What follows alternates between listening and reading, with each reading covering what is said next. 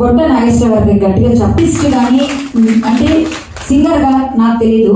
ఒకటి అడప పాడతారని మాత్రం విన్నాను. ఇంత ఏకధాటిగా పట్టు వదలని విక్రమార్కుడులో 30 పాటలు మొత్తం పెద్ద పెద్ద సింగర్తో 150 పాటలు కూడా పాడతారట.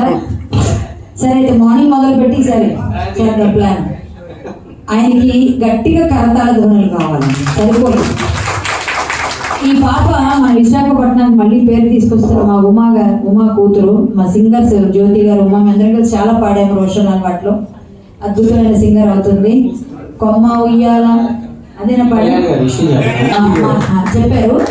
అంటూనే ఉంటారు, పిలుస్తారు లేదా నాకు డౌట్. అప్పుడు ఇక్కడ వాళ్ళతో చేసేసానమ్మా అంటారు. 35% అయిపోయింది. ఇప్పుడు చెప్తారు.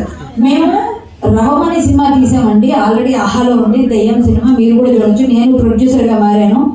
మీకేమైనా మంచి కథలు ఉంటే చిన్న చిన్నవి అయితే మేము కూడా ట్రై చేస్తాం, లేదా మీరే ప్రొడ్యూసర్గా మారితే మేము కూడా డైరెక్ట్ చేస్తాం. గొంతైనా పడిసింది